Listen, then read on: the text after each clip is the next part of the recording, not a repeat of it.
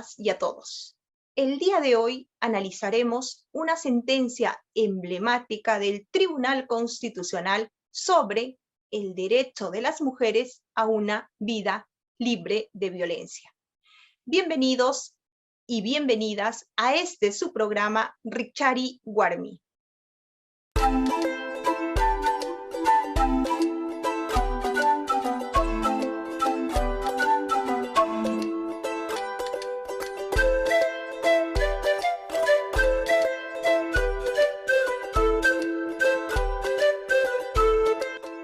La violencia contra las mujeres es un problema de larga data. No obstante, su reconocimiento como un problema de derechos humanos y un problema de relevancia constitucional es ciertamente reciente. En efecto, pese a que en 1979, después de siglos de lucha, las mujeres lograron la adopción de la Convención para la Eliminación de la Discriminación contra las Mujeres, la violencia contra la mujer no era considerado un problema relevante, no era considerado un problema de derechos humanos. Tres, entre otros, son los hitos que permitieron cambiar radicalmente esta situación. En primer lugar, la Conferencia de Derechos Humanos celebrada en Viena en 1993, en la que por primera vez se establece explícitamente que los derechos de las mujeres son derechos humanos. En palabras de la jurista Alda Facio, fue en Viena cuando las mujeres nos hicimos humanas. En segundo lugar, la adopción en 1994 de la Convención para prevenir, sancionar y erradicar toda forma de violencia contra las mujeres en el ámbito de la Organización de Estados Americanos. En esta convención se reconoce que la violencia contra las mujeres constituye una violación de los derechos humanos. Y, en tercer lugar, la sentencia González y otras, Campo Algodonero versus México, emitida por la Corte Interamericana de Derechos Humanos en 2009. Sentencia en la que por primera vez, de forma explícita, la Corte Interamericana incorpora la perspectiva de género para analizar la violencia contra las mujeres. En este contexto, el Estado peruano, en el año 2015, promulga la Ley 30364, ley para prevenir, sancionar y erradicar la violencia contra las mujeres y los integrantes del grupo familiar que, entre otras cuestiones, establece un proceso en dos etapas. Una primera etapa destinada a la protección de las víctimas de violencia.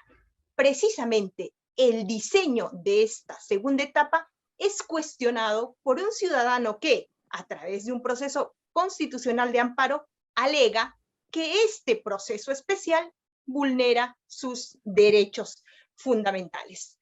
Para entender los alcances del pronunciamiento del Tribunal Constitucional en la sentencia recaída en el expediente 03378-2019, proceso de amparo, contamos con la participación de la doctora Susana Tábara Espinosa, asesora jurisdiccional del Tribunal Constitucional y actual directora académica del Centro de Estudios Constitucionales, a quien le agradezco mucho por estar en el programa y compartir sus conocimientos con nosotros, y le doy la bienvenida. Bienvenida, Susana. Muchas gracias, doctora Candelaria. Es una gran satisfacción para mí estar aquí y nuevamente agradezco la invitación. Bien. Susana, ¿cuáles son los hechos del caso que permiten que se pronuncie el Tribunal Constitucional? Pues bien, los hechos de este caso, que viene de la ciudad de Ica, nos señalan que la señora María Luisa Paredes Tambra, interpone una denuncia por violencia. En este caso se trataba, o la modalidad era maltrato psicológico contra su pareja. Ese fue el antecedente directo del proceso de amparo que interpone su pareja, solicitando que se declare la nulidad de las resoluciones de primera y segunda instancia que resuelven justamente otorgar una serie de medidas de protección a favor de esta señora.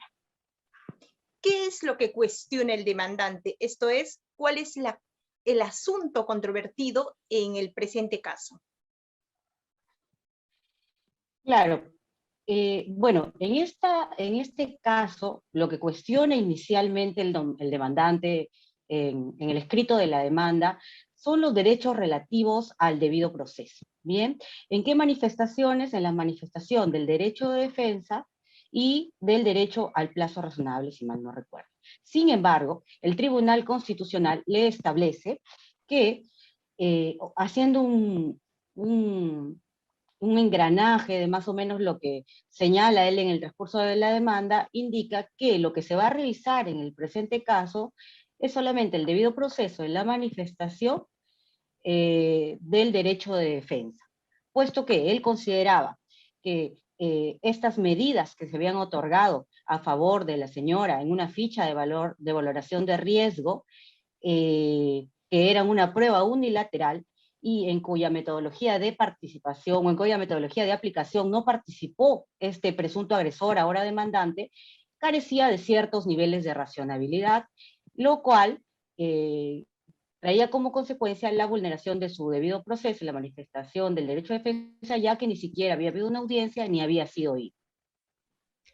Como bien señalas, en el presente caso, el Tribunal Constitucional centra su análisis y se pronuncia sobre la alegación de violación del derecho de defensa en el otorgamiento de medidas de protección contra la mujer que es víctima de violencia. En ese sentido, ¿qué dice el Tribunal Constitucional sobre el derecho de defensa? Bien, una vez que hace un razonamiento de los hechos, de las materias constitucionales relevantes, de los fundamentos 18 y siguientes, me parece, el Tribunal Constitucional hace un relato de lo que ha venido diciendo en torno al derecho de defensa. No es la primera vez o no es la primera oportunidad en que el Tribunal Constitucional tiene la oportunidad de reflexionar en torno a este derecho, señalando pues que el artículo 16 de la ley 30.364 contiene algunas medidas, ¿no?, dependiendo del riesgo que corre en este caso la víctima, para poder garantizar su integridad en este caso, y una serie de derechos que los desarrolla más adelante en la sentencia, y nos transcribe un poco, digamos, o cita la jurisprudencia, sí, una línea jurisprudencial, señalando cada una de las medidas que contiene la ley y indicando de por qué están o no dentro del marco del derecho de defensa. Al respecto, el Tribunal Constitucional observa que estas medidas de protección presentan una serie de características y elementos que son propios de las medidas cautelares. Ojo, debe diferenciarse que hay unas medidas especiales y unas medidas cautelares. En este caso tienen elementos comunes como la temporalidad, la viabilidad y la urgencia, pero eso no supone necesariamente que ambas tengan la misma naturaleza. En este caso se otorgaron una serie de medidas de protección que son justificadas en el transcurso de la sentencia, no sin antes desarrollar de manera adecuada el contenido del derecho de defensa y asimilar, como repito, las normas de esta ley al mismo. A juicio del Tribunal Constitucional, todos los procesos, también el proceso de otorgamiento de medidas de protección frente a la violencia contra las mujeres, deben respetar el derecho de defensa. En ese sentido, el Tribunal Constitucional sostiene que las medidas de protección dictadas contra el demandante incidieron en una serie de sus libertades y se dictaron sin que se le permita ser oído. Así, el Tribunal Constitucional advierte que existe una intervención sobre el derecho de defensa, intervención judicial efectuada al amparo de lo dispuesto por la Ley 30.364 que analiza. En ese sentido, quisiera preguntarte, Susana, ¿cuál es la herramienta de control constitucional que el Tribunal Constitucional utiliza para evaluar la intervención del derecho de defensa suscitado por el dictado de medidas de protección a la luz de la Ley 30.364? Pues sí, Candelaria. Las altas cortes o los tribunales constitucionales utilizan algunas herramientas para solucionar conflictos constitucionales, como es el caso del test de proporcionalidad. En el caso en concreto, se determina que la medida de intervención es idónea, necesaria y proporcional. En tal sentido, se interviene en el derecho de defensa, pero esa intervención es válida en términos constitucionales. Muchas gracias. Como se advierte en este fallo, el Tribunal Constitucional reconoce el derecho de las mujeres a una vida libre de violencia, derecho que justifica la intervención en el derecho fundamental de defensa. De este modo, el Tribunal Constitucional avala la constitucionalidad del diseño del proceso especial de otorgamiento de medidas de protección instaurado por la Ley 3364, Ley para prevenir, sancionar y erradicar la violencia contra las mujeres. En la segunda parte del programa tenemos a una invitada también extraordinaria, especialista en derechos de las mujeres, que analizará el fallo materia del día de hoy. No se lo pierdan. Nos vamos a una pausa y volvemos. Desde niños nos enseñan que la Constitución política tiene supremacía sobre las demás leyes y en ella se garantizan nuestros derechos fundamentales. En Perú, cuando alguno de esos derechos es vulnerado, podemos presentar ante el Poder Judicial varios tipos de procesos. Proceso de habeas corpus, cuando algo o alguien atenta contra la libertad personal. Proceso de habeas data, que nos garantiza acceder a información pública, conocer, actualizar, incluir y suprimir o rectificar la información referida a la persona que se encuentre almacenada o registrada en archivos, bancos de datos o registros de entidades públicas o de instituciones privadas que brinden servicio o acceso a terceros. Proceso de amparo, cuando un hecho u omisión atenta contra cualquier otro derecho constitucional no protegido por el habeas corpus o el habeas data. Proceso de cumplimiento, que nos permite reclamar que alguna autoridad o funcionario acate las normas legales o ejecute los actos administrativos que le corresponden. Si consideramos que el Poder Judicial en segunda instancia deniega la petición en cualquiera de estos procesos, podemos presentar un recurso de agravio constitucional. Esta vez, quien lo resuelve es el Tribunal Constitucional, que fallará en última y definitiva instancia. Los magistrados del Tribunal Constitucional también se encargan de resolver demandas en caso que una norma con rango de ley no se ajuste a la Constitución. En este caso, se puede presentar una demanda de inconstitucionalidad. Además, existe el proceso competencial, que permite al Tribunal Constitucional conocer de los conflictos que se susciten sobre las competencias o atribuciones asignadas directamente por la Constitución o las leyes orgánicas, que delimiten los ámbitos propios de los poderes del Estado, los órganos constitucionales, los gobiernos regionales o municipales. Si tienes un proceso en curso, recuerda que la información de audiencias, expedientes y resoluciones la puedes encontrar en nuestra página web www.tc.gov.pe.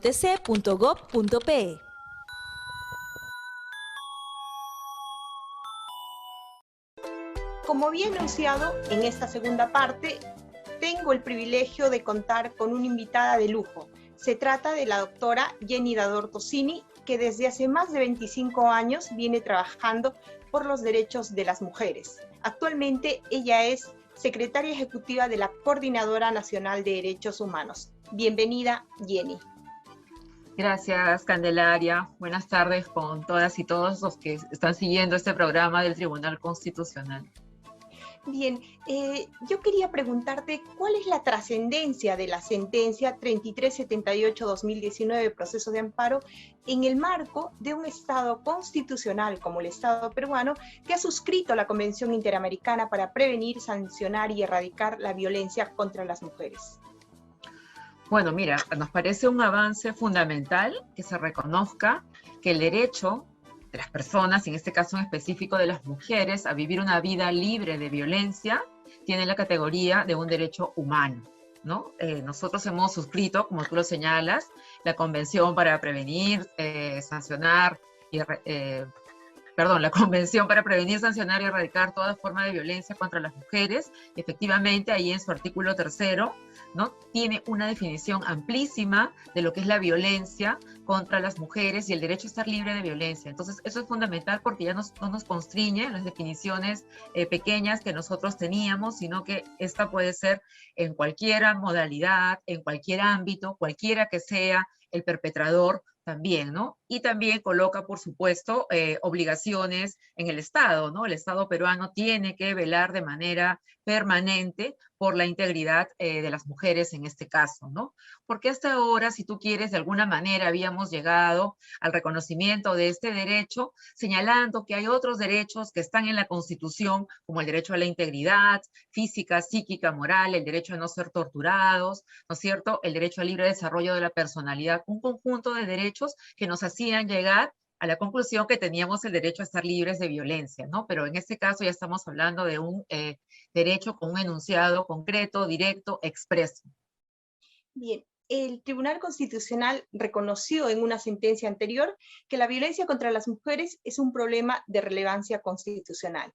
En el caso que hoy analizamos, el tribunal aborda el problema de la violencia contra las mujeres en el marco del derecho internacional de los derechos humanos, que supone que la violencia contra las mujeres sea considerada una violación a los derechos humanos. Bueno, en principio supone que el Estado, por mano propia, no puede ser el vulnerador de este derecho, ¿no? Es decir, el Estado está obligado, y cuando digo el Estado, no me refiero al señor Estado sentado ahí arriba, sino cualquier funcionario en cualquier parte de nuestro territorio, sea un vigilante, un prestador de salud, un miembro de la seguridad, etcétera, ¿no? Entonces, el Estado en cualquiera de sus representaciones y en cualquier parte de nuestro territorio está obligado a respetar este derecho, pero también está obligado, ¿no?, a generar las condiciones para que los demás en la sociedad respeten este derecho, a generar condiciones, ¿no es cierto?, de igualdad, a generar condiciones de respeto, de cambios en los patrones culturales de subordinación que existen de un sexo respecto al otro. Y por último, está también obligado a sancionar. ¿Qué quiere decir? Que si no resultó, ¿no es cierto?, eso de generar las condiciones, o aún a pesar de haber generado las condiciones, se van a dar 1, 2, 3, 4, 100 casos,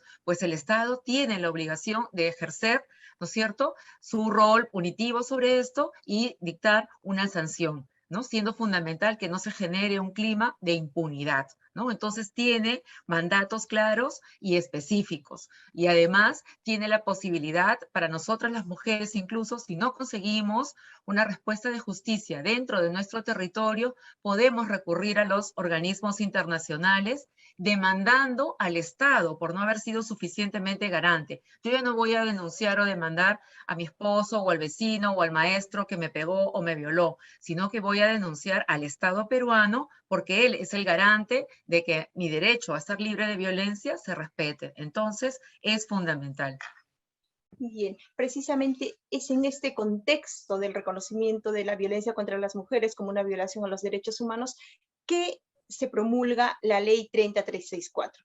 ¿Cuáles son las razones por las que la Ley 30364, a diferencia de la 26.260, instaura un proceso especial que es cuestionado en este proceso de amparo?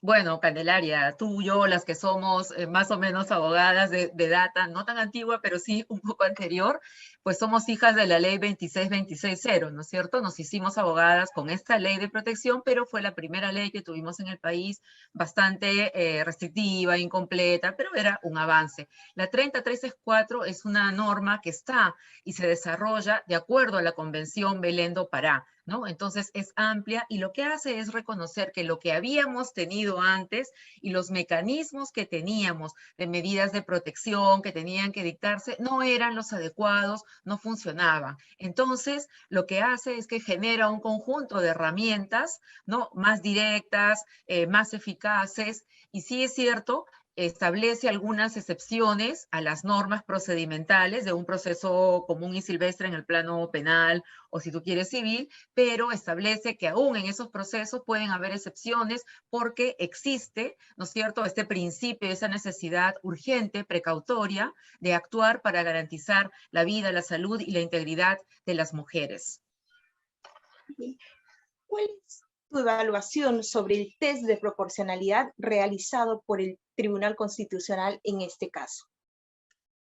Bueno, yo creo que el tribunal parte de manera precisa, ¿no?, estableciendo que en realidad no toda limitación a un derecho es en realidad un acto violatorio de ese derecho o una vulneración a ese derecho. En este caso estamos hablando del derecho de defensa, que es lo que, ¿no es cierto?, la persona que interpone la acción de amparo siente que se ha limitado su derecho a la defensa porque no se le permitió estar en la audiencia donde se discutía la medida de protección, ni cuando se tomó la ficha de valoración del riesgo. Entonces, en este caso es la limitación de ese derecho, ¿no? Porque hay una necesidad que es garantizar de medida urgente y segura la vida y la integridad de esta mujer. Entonces, el tribunal se pregunta si este es un medio idóneo, ¿no? Si es el adecuado, si es el proporcional, si existen otros mecanismos, ¿no? ¿Cuáles otros podrían ser que no afecten tanto este derecho? Y el tribunal concluye que este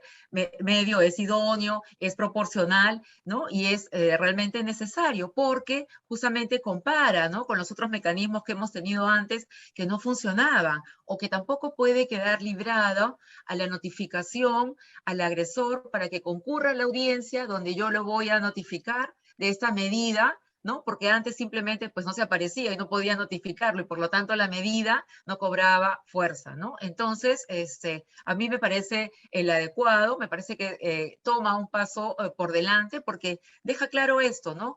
Que hay excepcionalidades, ¿no?, cuando también el otro fin es legítimo y es necesario y además es un tema precautelar, ¿no? Bien. ¿Qué aspectos de la sentencia destacarías para finalizar? Bueno, además de esta posibilidad de la excepcionalidad en los procedimientos, porque antes estábamos siempre muy pegadas al tema del formalismo, ¿no? Y que si no se cumplía paso 1, paso 2 o paso 3, no valían estas medidas, entonces eso de por sí ya me parece un aporte. Y también me parece muy importante el fundamento del voto de la magistrada, de la presidenta del Tribunal Constitucional, ¿no? Porque ella además entra un poco más allá y trabaja sobre el delito de feminicidio, sobre la tipificación de feminicidio. Y eso es muy importante, porque es un delito relativamente nuevo en el país, que tuvo primero una tipificación desagregada del delito de parricidio, luego se convirtió en un tipo autónomo, pero vía una interpretación de un acuerdo plenario, ¿no?, de la Corte Suprema, terminó estableciéndose que solo un hombre podía cometer delito de feminicidio y que la víctima solo podría ser una mujer. Entonces se discute cómo esta restricción del tipo penal en realidad desvirtúa el feminicidio, que es el homicidio de una mujer por su condición de tal, ¿no? Y justamente por tratar de salir de esta camisa de fuerza de estos roles tradicionales de género. Por lo tanto, lo que diferenciaba el homicidio y el feminicidio, la Corte Suprema en ese acuerdo plenario como que los vuelve a equiparar, y el fundamento del voto de la magistrada, presidenta de nuestro Tribunal Constitucional, lo que hace más bien es aclarar eso. Entonces me parece muy importante para corregir esa tipificación penal. Pues bien, muchísimas gracias a la doctora Jenny Dador Tosini y también a la doctora Susana Tábara Espinosa por ayudarnos a entender los aspectos medulares de esta sentencia emblemática sobre el derecho de las mujeres a una vida libre de violencia. Vamos a una pausa y enseguida volvemos. Gracias.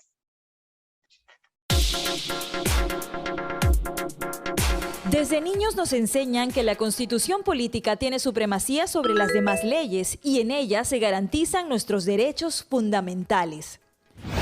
En Perú, cuando alguno de esos derechos es vulnerado, podemos presentar ante el Poder Judicial varios tipos de procesos. Proceso de habeas corpus, cuando algo o alguien atenta contra la libertad personal. Proceso de habeas data, que nos garantiza acceder a información pública, conocer, actualizar, incluir y suprimir o rectificar la información referida a la persona que se encuentre almacenada o registrada en archivos, bancos de datos o registros de entidades públicas o de instituciones privadas que brinden servicio o acceso a terceros. Proceso de amparo, cuando un hecho u omisión atenta contra cualquier otro derecho constitucional no protegido por el habeas corpus o el habeas data. Proceso de cumplimiento, que nos permite reclamar que alguna autoridad o funcionario acate las normas legales o ejecute los actos administrativos que le corresponden. Si consideramos que el Poder Judicial en segunda instancia deniega la petición en cualquiera de estos procesos, podemos presentar un recurso de agravio constitucional. Esta vez, quien lo resuelve es el Tribunal Constitucional, que fallará en última y definitiva instancia. Los magistrados del Tribunal Constitucional también se encargan de resolver demandas en caso que una norma con rango de ley no se ajuste a la Constitución. En este caso, se puede presentar una demanda de inconstitucionalidad. Además, existe el proceso competencial que permite al Tribunal Constitucional conocer de los conflictos que se susciten sobre las competencias o atribuciones asignadas directamente por la Constitución o las leyes orgánicas que delimiten los ámbitos propios de los poderes del Estado, los órganos constitucionales, los gobiernos regionales o municipales. Si tienes un proceso en curso, recuerda que la información de audiencias, expedientes y resoluciones la puedes encontrar en nuestra página web www.tc.gov.pe.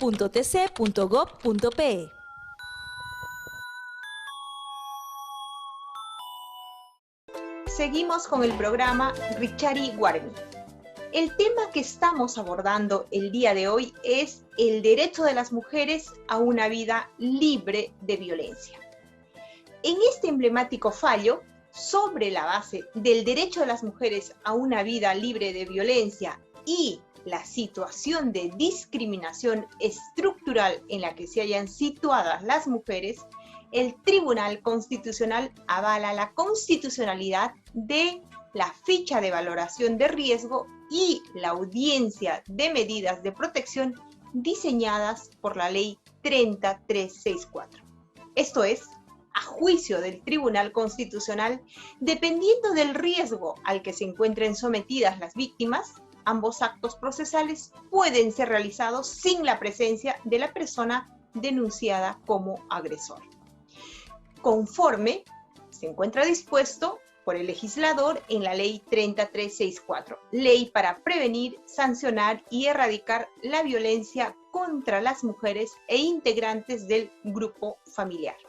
De este modo, el Tribunal Constitucional apuesta y hace realidad el principio de igualdad y prohibición de discriminación por razón de sexo consagrado en la Constitución y en la Convención Americana sobre Derechos Humanos, de la que el Estado peruano es parte.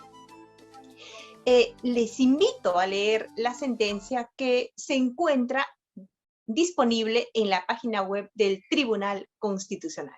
Les agradezco mucho su presencia y les invito a nuestro próximo programa. Muchas gracias.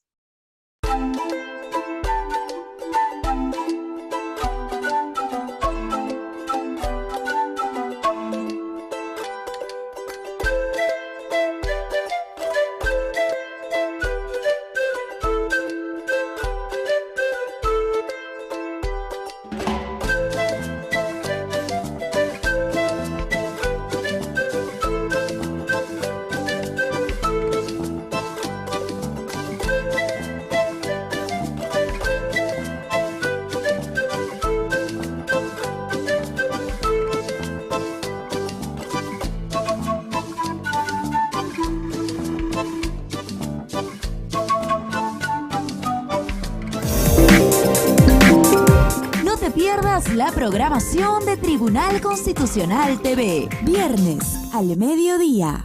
Ciudadanos del futuro, aprender nunca fue tan divertido. En el lienzo de los derechos, Rodrigo comparte todo lo que sabe con los ciudadanos del futuro. Te esperamos en Tribunal Constitucional TV, por una ciudadanía mejor informada. Hola, soy Malku. Y yo soy Iyari. Juntos aprenderemos cuáles son nuestros derechos. Claro, porque tenemos a Bari, un amigo que lo sabe todo. Es un iluminado sobre la Constitución. ¿Alguien dijo luz? ¿Alguien dijo Constitución? ¡Presente! ¡Miren hacia arriba! Niñas y niños del Perú, no se pierdan las aventuras de Iyari, Malku y Bari. TC te cuenta. Te esperamos todos los viernes a las 4 p.m. por Tribunal Constitucional TV, por una ciudadanía mejor informada.